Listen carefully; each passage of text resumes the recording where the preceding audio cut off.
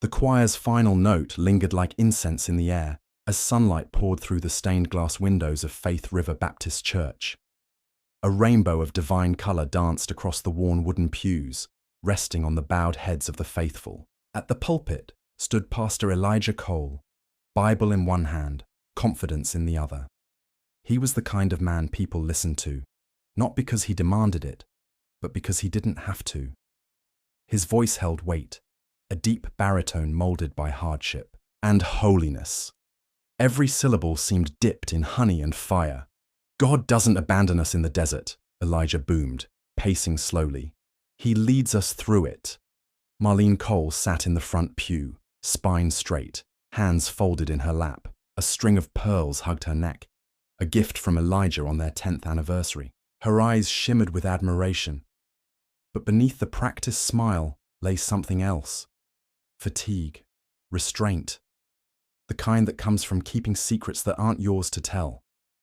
She watched him with the devotion of a good wife, and the suspicion of a woman who'd noticed small absences, altered colognes, late-night showers with no explanation. Behind her, the congregation nodded and murmured, "Amen."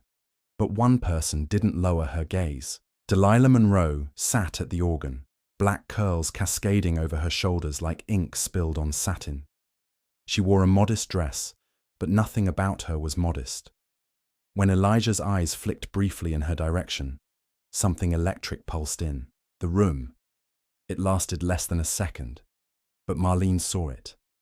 After the sermon, Elijah was swarmed by parishioners. Old ladies reached for his hand. Young couples asked for blessings. Children hugged his legs.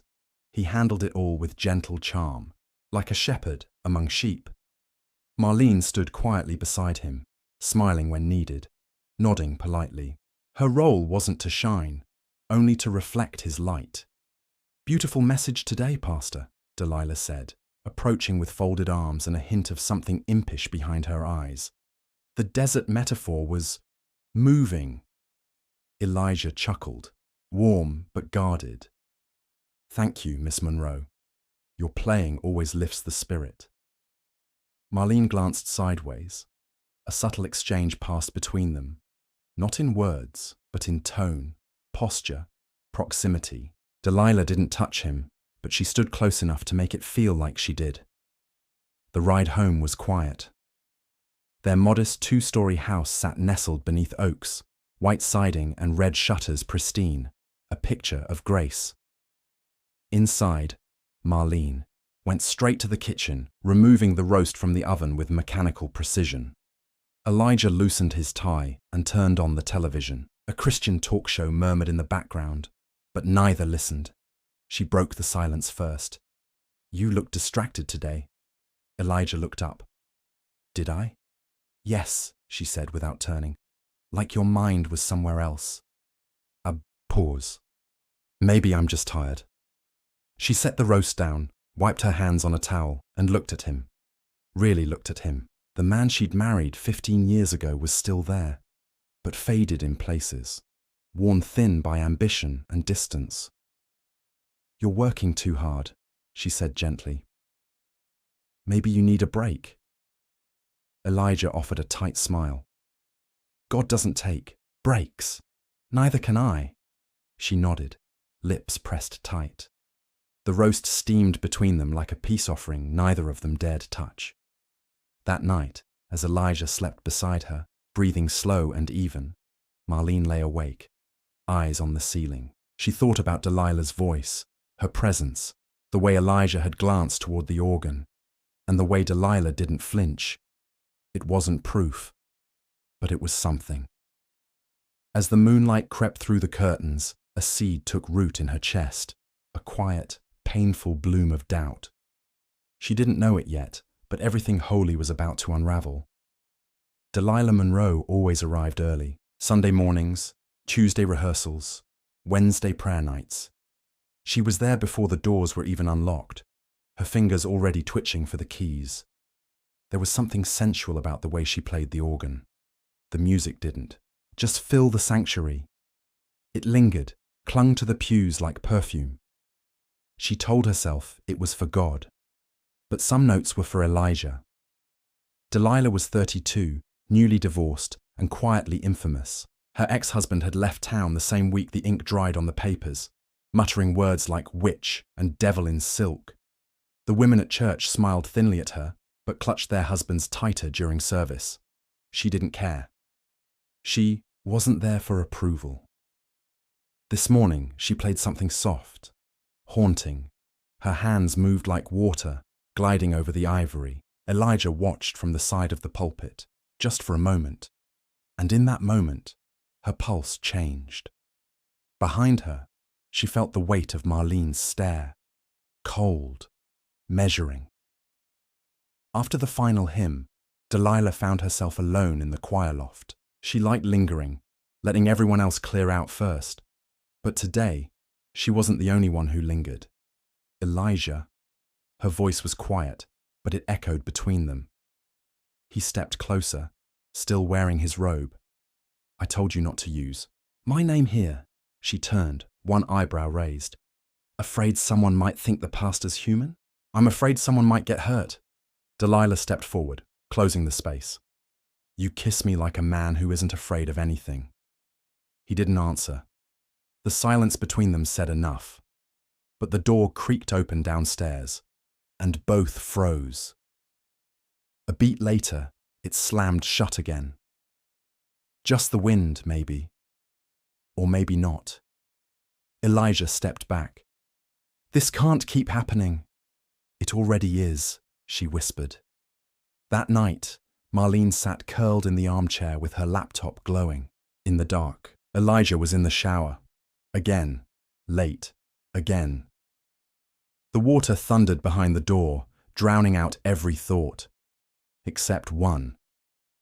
She clicked through his photo gallery, looking for a picture she'd taken of their garden. But something caught her. A video.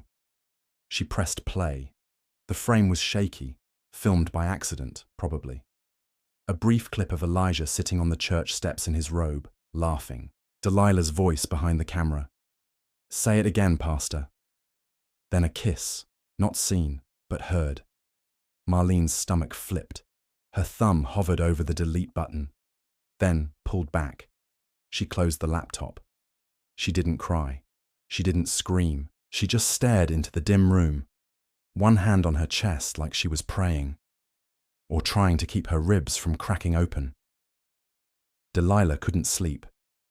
She sat at her small kitchen table, sipping red wine, the organ sheet music scattered like feathers.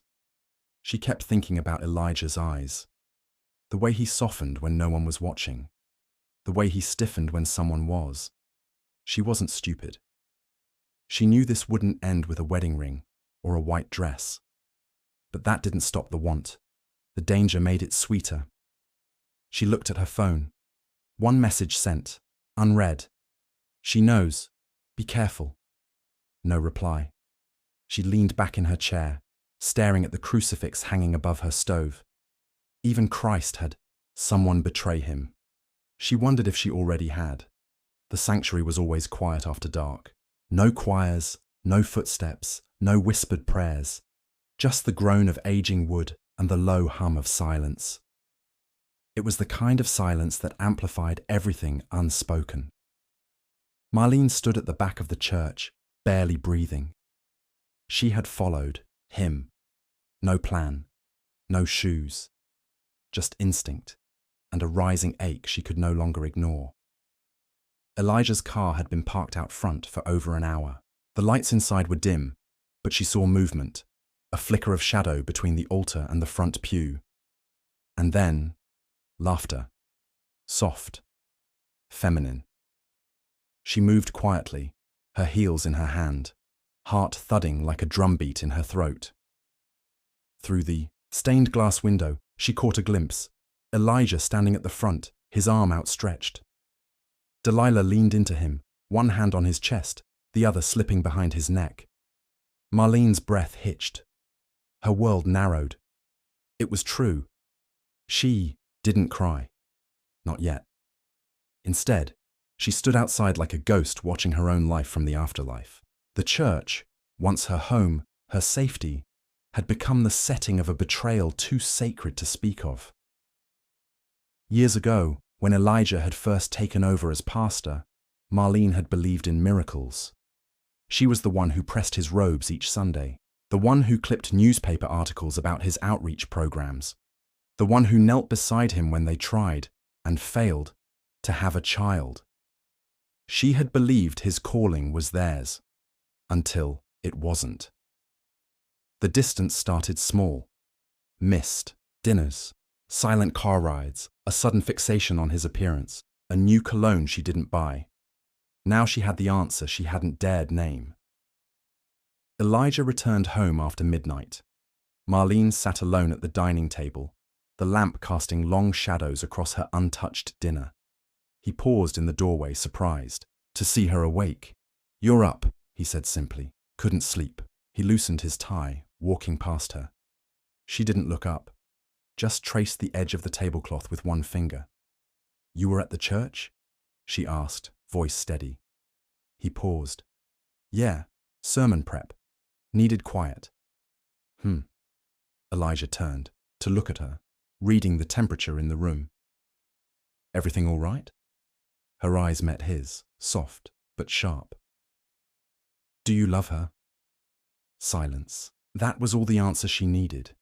He didn't deny it, didn't lie, just looked down, as if ashamed of something too big to fix. Marlene stood slowly. "You're not God, Elijah, and she's not salvation." "I never meant," he started. She raised her hand. "Don't. If you're going to insult me, do it with honesty." The air between them turned brittle. He stepped back, retreating into silence like it was safer than confession. She walked past him, her shoulder brushing his, as she whispered, "This house was built on vows. You set fire to every wall." She closed the bedroom door behind her, without looking back. Later that night, Elijah sat on the porch alone. The stars above blinked like indifferent witnesses. He stared at the horizon, at the dark church steeple, just barely visible in the distance. Inside, Marlene was writing, not letters, not prayers. Notes, tiny, careful entries in a leather-bound journal she hadn't touched in years. The first line read, "He thinks the darkness hides him, but even shadows answer to God." She closed the book gently and slid it beneath her pillow. Tomorrow, she'd pray. Tonight, she'd remember. The next morning, the church was alive with chatter. Scripture study in the main hall, fresh donuts on folding tables. The smell of cheap coffee and perfume filled the air. But Marlene moved through the crowd like a ghost, smiling where she had to, nodding when spoken to, all while watching them. Elijah and Delilah stood side by side near the altar, pretending not to notice each other. But Marlene noticed everything. The way Delilah tilted her head when he spoke. The way Elijah's eyes flicked toward her when he thought no one was watching. It was subtle, professional even. But betrayal doesn't need to shout to be heard.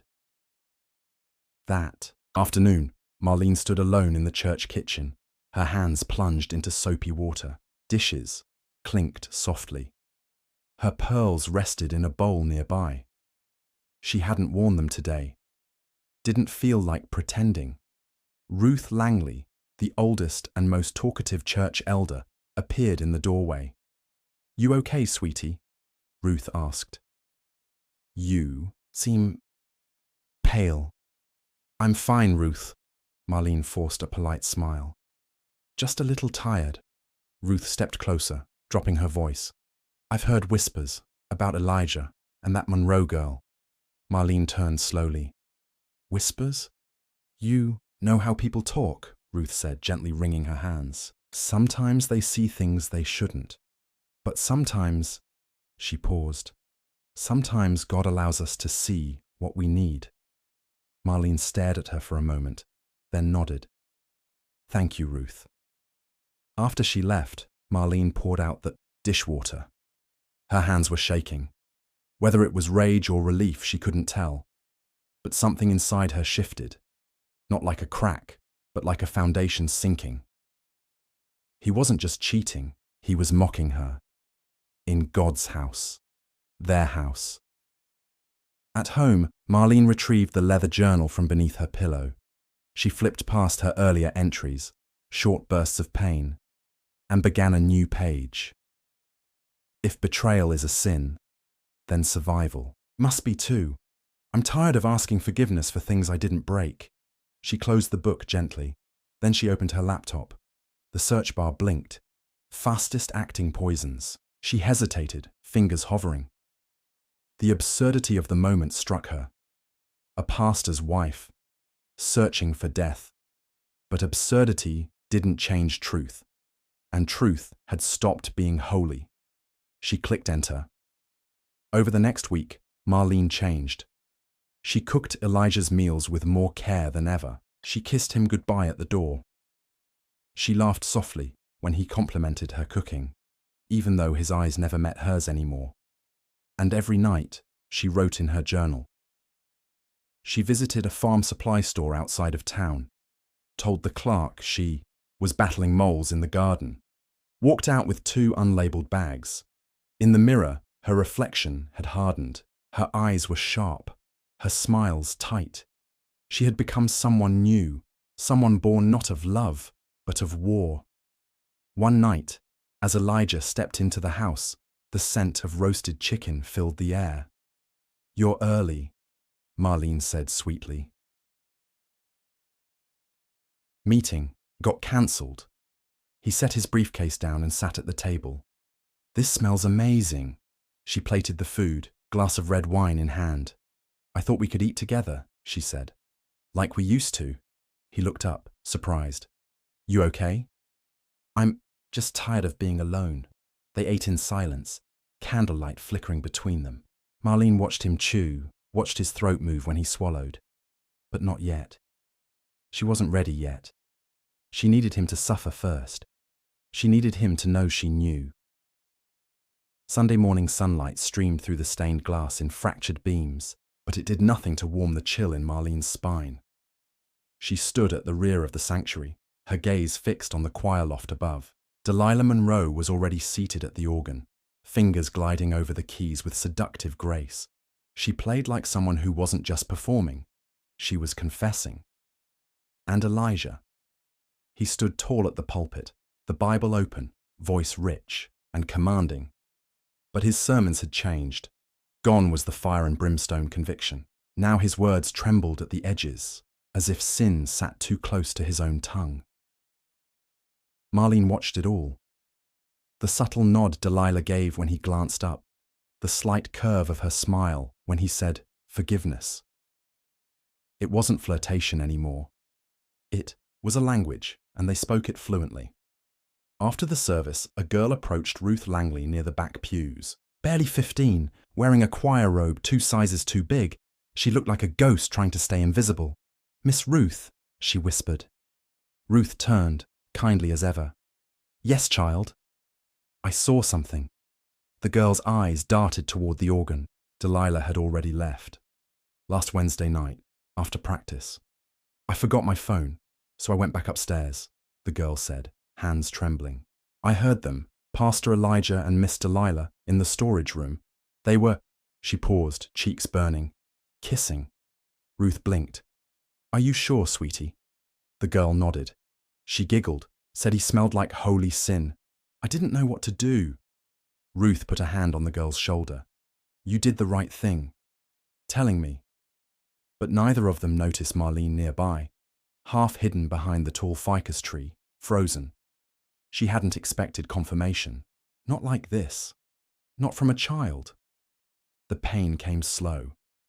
A hot, crawling sensation beneath her skin. But beneath it was something else. Clarity. God wasn't going to intervene. So she would. That evening, Marlene found herself driving aimlessly down back roads. The sun was low, casting a golden wash over the fields. She pulled into a desolate farm supply store, the same one from a week ago. Inside, the same tired clerk barely looked up. "Back for more mole killer?" "Something stronger," she replied. He raised an eyebrow, but didn't ask questions. She walked out with a new bag, tucked it beneath the seat, next to her Bible. At home, Elijah sat on the couch, watching football with the volume turned down low. Marlene walked past him, the grocery bags heavy in her arms. He didn't look up. She paused in the kitchen doorway. "You ever think about guilt?" she asked. Elijah glanced over. "What?" "Guilt. It's funny, isn't it? How it rots you from the inside. And the longer you carry it, the heavier it gets." He stared at her. "What are you talking about?" She smiled, just thinking out loud. She returned to the kitchen, humming a hymn under her breath. Slow, deliberate. The lyrics spoke of mercy, but her tone was anything but forgiving. Later, she sat on the edge of their bed, writing in her journal. "The sheep are whispering now. Soon they'll start to scream. But by then, the shepherd will be buried beneath his own lies." She closed the journal, set it in the drawer, and clicked off the lamp. In the dark, Elijah rolled over beside her. She could feel his warmth, his breath, his presence.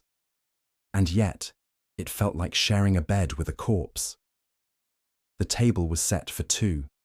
Candles flickered softly in crystal holders, casting golden halos on the linen tablecloth.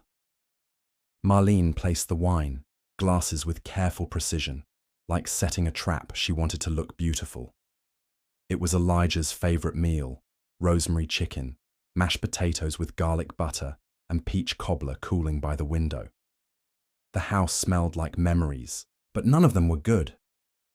He came in just after 7, tie loosened, phone buzzing in his pocket. She greeted him with a smile. "Dinner's ready." Elijah looked surprised. "We're eating together." "Of course," she said, brushing past him.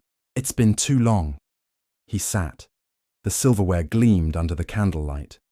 She poured the wine, deep red, rich, her hands steady. "Something special?" he asked. "Just a celebration?" He raised an eyebrow. "Of what?" Marlene tilted her head. "Of honesty." They clinked glasses. Elijah drank first. She watched his throat as he swallowed. 1 sip, then 2. A pause. Nothing yet.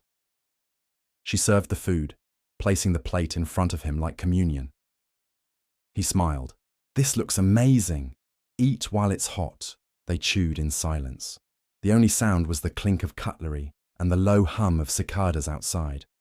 It was almost peaceful, almost holy. And then Elijah coughed, just once, quick, harmless. Marlene looked up, slowly. "You okay?" she asked, voice sugar-sweet. "Yeah, just something in my throat." He took another sip of wine. She leaned forward, resting her chin in her hand. "You remember our wedding?" she asked. Elijah glanced at her warily. "Of course. I wore a veil so long it got caught on the altar," she said with a soft laugh. "You looked terrified." "I was." "Why?" He smiled faintly. "Because I didn't deserve you." Marlene's face didn't change. "You still don't." A beat passed. He set down his fork. "Is there something you want to say?" She leaned in closer, voice dropping. "I know about her." Elijah's face paled. His hands froze. "I know about the storage room, the late nights, the perfume that isn't mine." He opened his mouth, but no words came. "I don't need your excuses," she said calmly. "I need you to understand something." "What?" he whispered. Marlene smiled gently. "I forgave you already." "God hasn't." He stared at her. "What did you do?" She stood and walked to the window. Outside, the moonlight glazed the garden. In silver. She watched the breeze stir the roses. "I buried my faith," she said softly, "right next to the woman I used to be." He stood up suddenly, chair scraping the floor. "Marlene, what did you put in the wine?" "Nothing that'll kill you," she said. "Yet." His breath quickened. "You're crazy." She turned to face him, candlelight catching the glassy edge of her eyes. No, just awake. He stumbled back a step. What do you want from me? I want you to feel it, she said. The fear, the weight of your sins. I want you to eat beside it, sleep beside it, pray with it crawling down your throat. He stared at her, chest rising and falling like thunderclouds. She picked up his empty wineglass and turned it slowly in her hand. Let's see how long God waits to answer. You now, she whispered. Then she smiled again, calm, perfect, holy. The front door creaked as the wind pushed it open slightly. No one moved to close it. The next morning, the pulpit stood empty. The congregation murmured quietly, glancing at their watches, shifting in their pews. Delilah Munro sat at the organ, fingers frozen above the keys. Ruth Langley leaned toward the woman beside her and whispered something that made her eyes widen. 10 minutes passed, then 15. No Pastor Elijah. And then, footsteps. Slow, calm, measured. Marlene stepped into the sanctuary wearing black, her husband's Bible clutched in both hands. The church fell silent. She walked to the pulpit like she'd done it her whole life. Her voice was clear, controlled, hollow. Pastor Elijah is away on spiritual retreat, she announced. He asked me to deliver today's scripture. No one asked questions. No one dared, but the silence thickened. Delilah's hand trembled as she began to play. Later that day, Marlene stood barefoot in the garden behind the house. The sun was warm. The roses bloomed brighter than ever. Bees buzzed gently between blossoms. Undisturbed, she leaned down and touched the soil, still soft, still undisturbed. The robe Elijah had worn was gone, burned 2 nights ago in the fire pit. The shovel had been bleached and returned to the garage. His phone had been dismantled and thrown in different dumpsters across the county. All that remained of him now was in the earth beneath her, and the silence in her bed. Delilah called 3 times that evening. Marlene let it ring. On the 4th call, she answered. Where is he?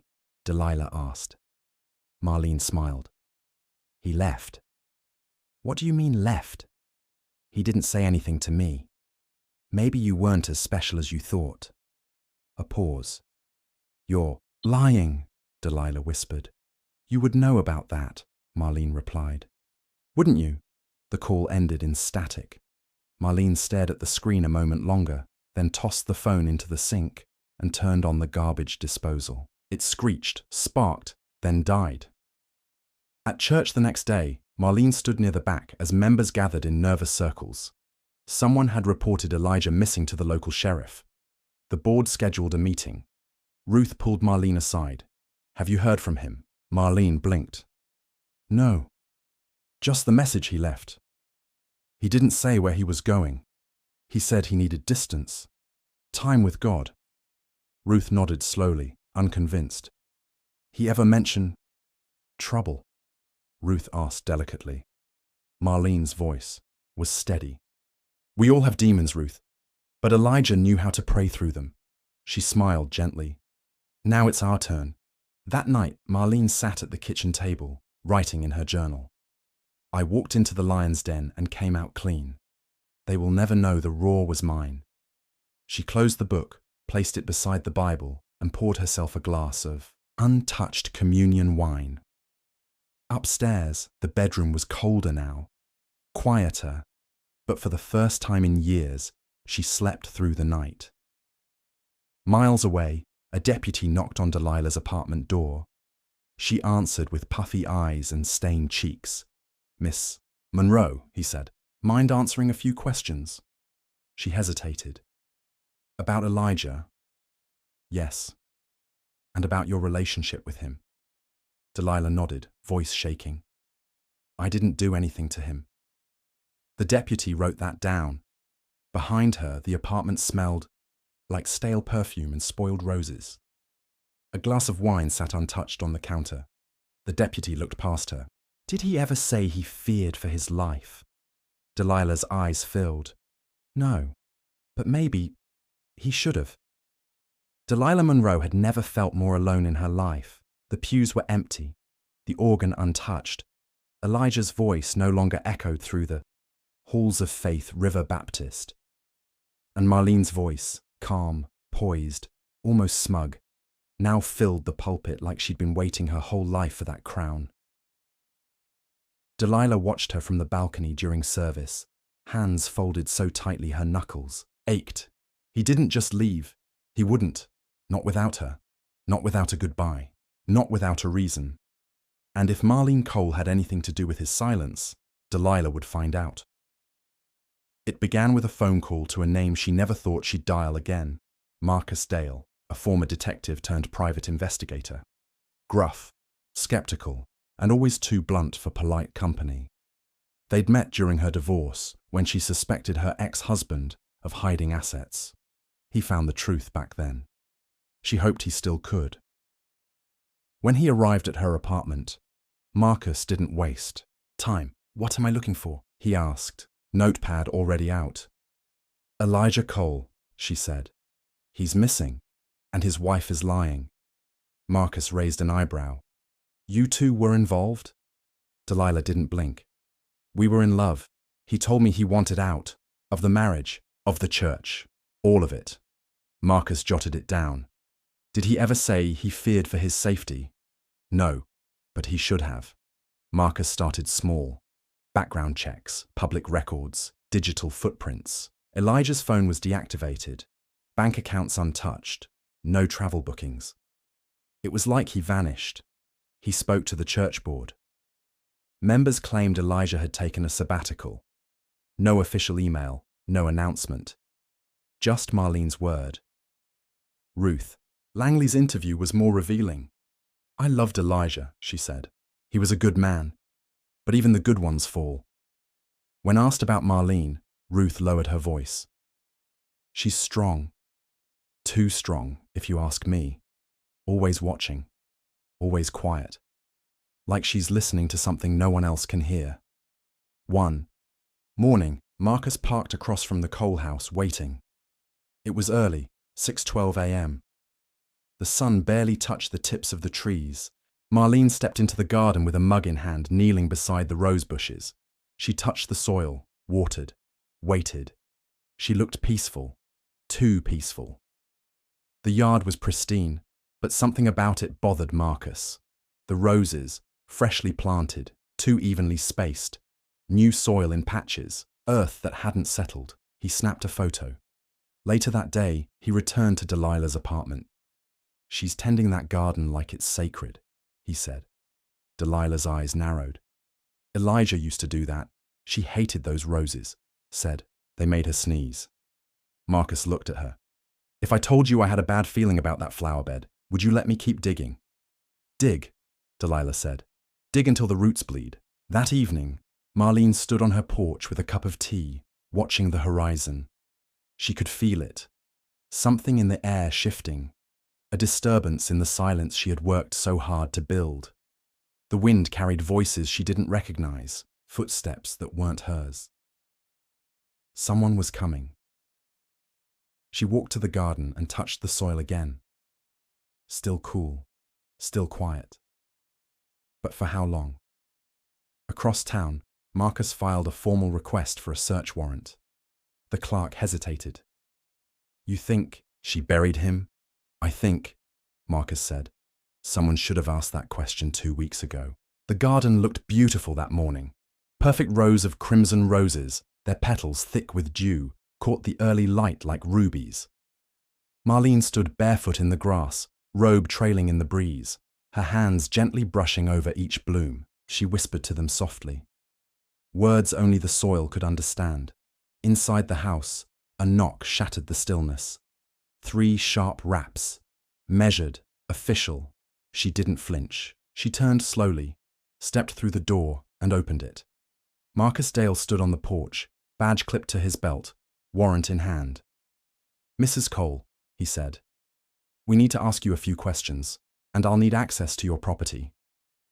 Marlene blinked at the paper in his hand. "What kind of questions?" Marcus's eyes were calm but hard. About your husband. She stepped aside without a word. Her pulse never changed. The officers fanned out, careful but quiet. Two headed toward the backyard with shovels. Marcus remained in the kitchen, watching. Marlene poured herself tea. I know how this looks, she said, placing 2 cups on the table. But looks can be deceiving. Funny thing about guilt, Marcus said. It tends to show itself in the soil. Marlene smiled faintly. You're wasting your time. Where is he, Marlene? Her voice didn't rise. He left. Without his car, without his clothes, without his phone. She stirred her tea. He didn't take me with him either. Maybe that says more. Outside, the digging began. Delilah waited in her car down the street, gripping the steering wheel like it might break. She could see the officers in the garden, see the shovel blades plunge deep, over and over. Her stomach churned with something, more than nerves, guilt maybe, or fear that love had made her blind. Maybe she hadn't known Elijah at all. Maybe Marlene had.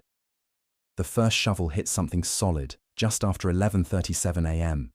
Not a body, a box. Metal. Rusted. Sealed tight. Marcus crouched beside it as the officers pulled it up. Inside, a Bible, a wedding ring, a blood-stained cloth, and a photo, Elijah and Marlene on their wedding day, torn in half. Elijah's face burned out. He held the cloth in his gloved hand, expression grim. Test it. One officer nodded and took the evidence away. Marcus rose and turned to the house. Marlene was still at the table when he walked in. We didn't find a body, he said. She looked up, smile unchanging. Then we're done here. He held up the cloth. We found this. Her eyes flicked toward it for a split second, a breath too long, a blink too slow. I told you, she whispered. He left. Marcus leaned in. You really believe you're untouchable? No, Marlene said, folding her hands. I just believe in timing, God's or otherwise. A pause. Then he left. She sat there alone, unmoved. That night, Marlene lit candles in the backyard. One by one, small flames flickered between the roses. The moonlight was pale, almost white. The petals looked like blood. She knelt in the dirt and placed both hands on the soil. She didn't pray. She listened.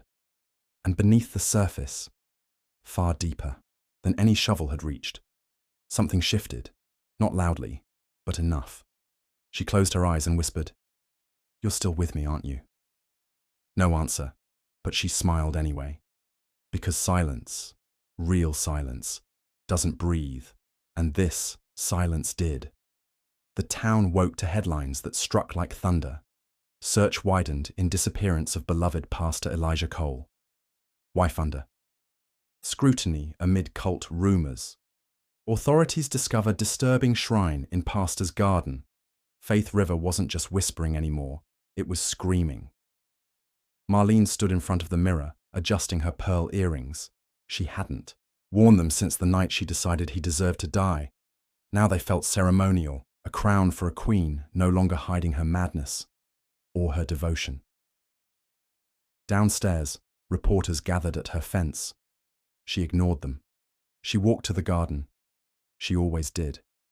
The roses were blooming wider now. Wilder. The soil had darkened from the rain. Something about the way the petals leaned inward as if listening made her pause. Then she heard it. A breath. Not the wind. Not imagination. A breath. Her eyes widened. At the police station, Marcus Dale reviewed the forensics report. The blood on the cloth matched Elijah's. But the sample was small. Too small to confirm death. No fingerprints on the box. No evidence of where he'd gone or been taken. The sheriff paced behind him. Still no body. He muttered. Still no murder charge. She's clever, Marcus said. Clever enough to bury him in a way no one sees. The sheriff narrowed his eyes. Or clever enough to keep him alive. Marcus froze. What? The sheriff nodded.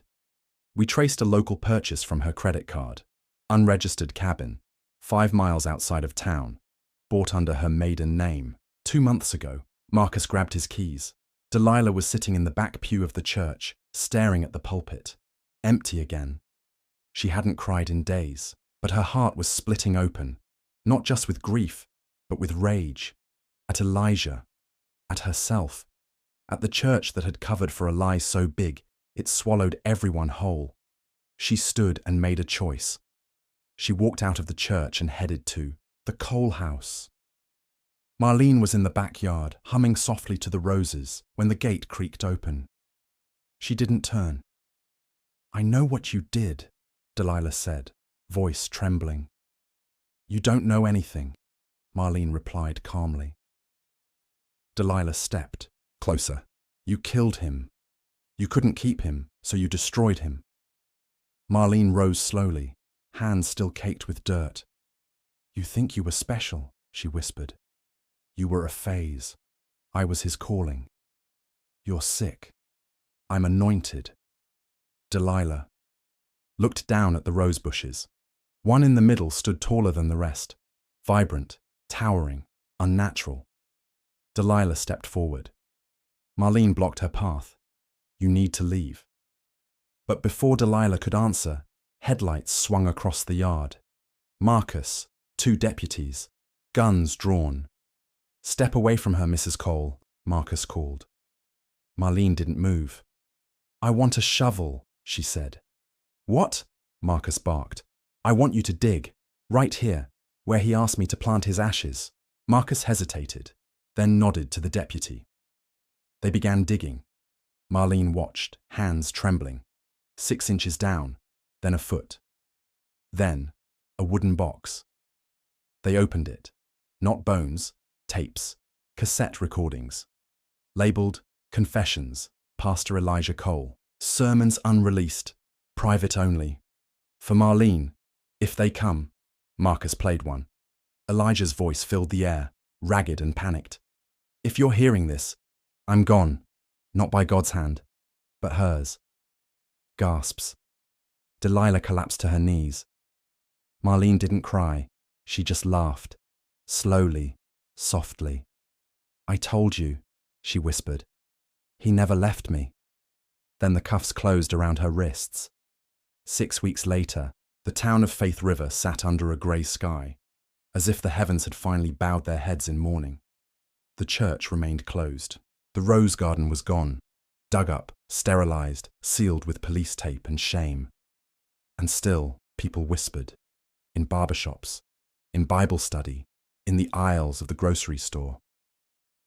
Marlene Cole sat in a county jail cell, face unreadable, lips always moving. Some said she was praying, others said she was speaking to him, Elijah, as if the dead could hear through concrete walls. There was still no body. But there was a voice, and the voice was damning. At the courthouse, the trial drew crowds. Delilah took the stand first. She looked older, hollowed, but her voice held steady. She threatened him, she said. He told me once he feared for his soul around her, like being loved by her was a trap. The judge nodded grimly. Marcus Dale provided the forensic timeline, the tapes, the timeline of Elijah's disappearance, the psychological pattern, Marlene's purchases, her journal, recovered and read aloud, each line a deeper descent into something almost holy and fully monstrous. "I did not kill him. I delivered him," one entry read. "God watched, God wept, and still, he let me do it." In the courtroom, Marlene never denied it. She never confessed either. When asked directly, her only words were, "He died for the lie we built." I just removed the veil. A silence followed those words that no one dared break. She was sentenced to life in prison without parole. Not for murder, but for unlawful imprisonment, tampering with evidence, obstruction, and intent to commit bodily harm. The lack of a body meant no conviction for homicide. But in every soul who sat in that courtroom, Elijah Cole was dead, and Marlene had killed him, if not by hand, then by heart. Delilah moved to Austin. She left the church world behind. No more hymns, no more pulpits. She took a job in a library, filed books in silence, and wore headphones everywhere she went. Sermons made her skin crawl. She never loved again. She never believed again. But some nights, in dreams, she heard the organ play, and Elijah's voice whispered, "Forgive me." Marcus left Faith River after the trial. He didn't take the next case. Said he was tired. Said he'd seen too much. But he mailed one thing to Delilah. Before he left, a copy of Elijah's last tape. Just one sentence stood out. "I should have told the truth before she made me a sermon." In prison, Marlene started a Bible group. She quoted scripture flawlessly, smiled like a prophet. Her fellow inmates called her Mother Marlene. She kept a rose pressed in her Bible, dried and blackened like a relic. But late at night, after lights out, a guard reported hearing her whispering in the dark. "Did you hear them clap, Elijah? They stood for me." She said it with a smile. And then, sometimes, "Do you miss the garden?" No one answered. But she'd laugh, just once, as if someone had. The final Sunday service held in Faith River was brief. No sermon, no songs, just silence. The pulpit stayed empty. The only sound was the wind blowing through the open church doors, as if God too had left the building. And somewhere, beneath that soil, whether in flesh or memory, Elijah Cole stayed, buried. Faith River had returned to its sleepy rhythm, but the echoes of the Cole scandal lingered in every corner. The town no longer gathered for Sunday sermons. The steeple stood hollow, a monument to silence. People whispered, not just about Marlene, but about Elijah, whether alive or dead. His absence had left a void too vast to fill. Delilah Monroe had left the city, but she carried Faith River with her like a shadow she could never outrun. Every time she played the piano at the library, the notes seemed to drift towards something unseen, haunting and familiar. She had rebuilt her life, yet the memory of those stolen confessions clung to her. She often wondered if Marlene had recorded her own version of truth somewhere, like a priestess of revenge preserving her sermon forever. Marcus Dale never returned to Faith River. He claimed he wanted distance from the ghosts he had unearthed, but sometimes, late at night, he would replay Elijah's final tape in his apartment, hearing the desperation, the fear, the confession, and he would feel the pull of a case that refused to rest. He knew the law had done its work, but justice, real justice, was slippery and cold. Marlene remained in prison, yet she had cultivated a power there that rivaled her former household. Inmates revered her like a prophet. Guards whispered about her eerily calm demeanor, the roses pressed in her Bible, and the soft, almost melodic tone she used when recounting scripture. She smiled at visitors who asked about her soul, her hands folded like a blessing. But in the quiet, she murmured to no one. "He listens, doesn't he, Elijah? Even beneath the soil. I taught him fear. I taught him obedience. And still, he whispers." Outside, the world moved on. Neighbors rebuilt trust slowly. The church doors remained locked, and Faith River's small congregation dwindled further. Children played in the yard where roses once bled crimson, unaware of the shadows that lingered beneath. Adults avoided the old Cole residence, now boarded up, the garden grown wild once more, yet never quiet. Even in death, Elijah's memory had become a sermon, a cautionary tale whispered at barbecues and Bible studies, in classrooms and hair salons. Love, obsession, and betrayal could warp the holy and the innocent alike. One evening, Delilah sat in her apartment, staring at the photo of Elijah she had kept. She whispered to herself, though the words barely left her lips, "Forgive me, Elijah. I tried."